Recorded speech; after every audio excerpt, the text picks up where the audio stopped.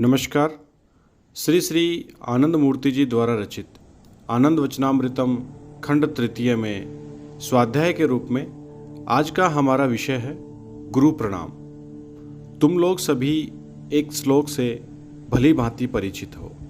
यह गुरु प्रणाम के लिए है, किंतु इसका तात्पर्य तुम्हें समझाया नहीं गया है। यह श्लोक है, नित्यानंदम परम सुखदम केवलम ज्ञान मूर्तिम विश्वातीतम गगन सदृशम तत्वमस्यादिलक्ष्यम।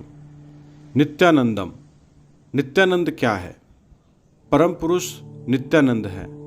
जीव नित्यानंद और विषयानंद दोनों का लाभ उठाते हैं। जब कोई कुछ सांसारिक अथवा भौतिक वस्तु पाता है तो उसे एक विशेष प्रकार का सुख प्राप्त होता है।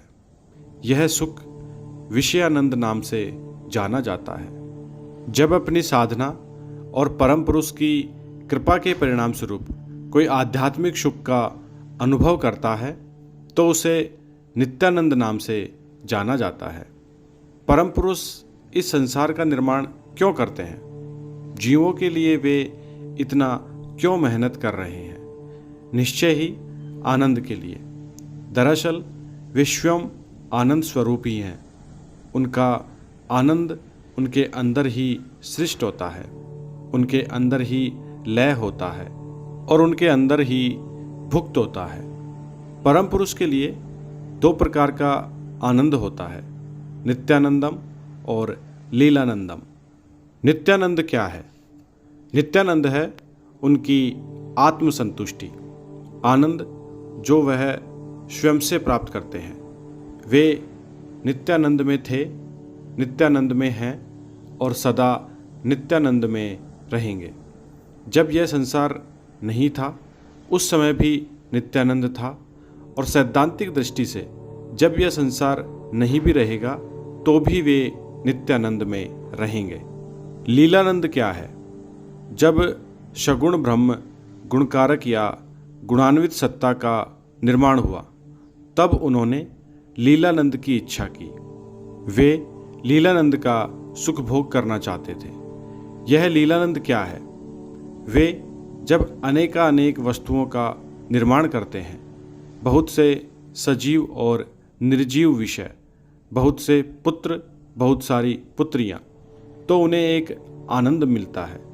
जब वे अपने पुत्रों और पुत्रियों से खेलते हैं तब भी उन्हें एक आनंद मिलता है। यही सब है लीलानंद। इस तथ्य को बुद्धिमान अध्यात्म साधक जानते हैं। वे जानते हैं कि इस विश्व में प्रत्येक वस्तु ही उनका लीलानंद है। वे लीलानंद के लिए ही खेल खेल रहे हैं, अतः कोई चिंता नहीं होनी चाहिए। सभी कुछ उनके लीलानंद के विभिन्न चरणों में विधृत है। इस श्लोक में पहला शब्द है नित्यानंद। हे परम पुरुष, तुम सदा नित्यानंद में हो।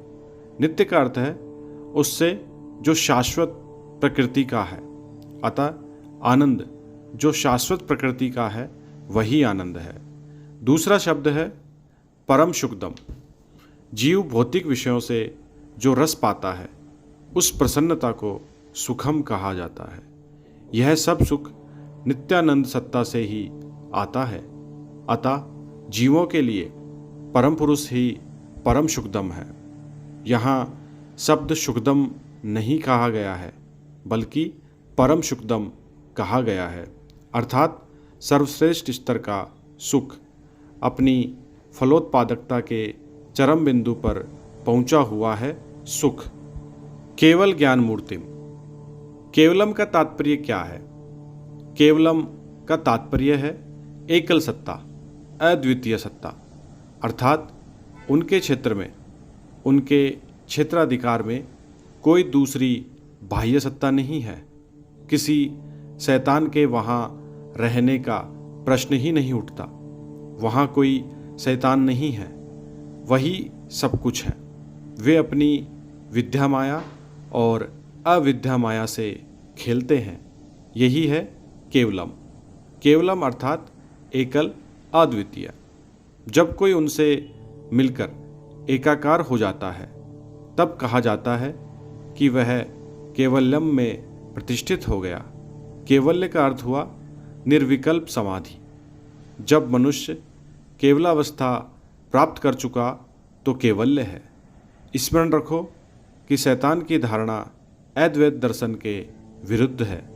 यदि हम शैतान को मान्यता दें तो परोक्ष रूप में दो परम पुरुष की अवधारणा करनी पड़ेगी, एक अच्छे परम पुरुष और दूसरे बुरे परम पुरुष, जो पूर्णतया असंगत होगी। अतः कोई शैतान नहीं है। अविद्या माया के दुष्कर्म अवश्य हैं और यह शैतान अविद्या माया रूप में माया का अंग है, माया का वाम हस्त है। इसी कारण भगवान कृष्ण ने कहा, दैवी हेसा गुणमयी मम माया दूरत्या मामैव ये प्रपद्यन्ते माया मेताम तरन्ति ते। यह माया दैवी शक्ति मेरी माया है, मेरी शक्ति है। शक्ति ही सा शिवस्य शक्ति ही। जिन्होंने मेरी शरण ली है वे सफलता से इस माया को पार कर लेंगे। बिना इस दैवी सहायता के यह माया अलंघनीय रहती है। कृष्ण अर्थात परम पुरुष की शरण में जाना ही होगा। विश्वातीतम गगन सदृशम तत्वमस्यादिलक्ष्यम। विश्वातीतम का अर्थ क्या है?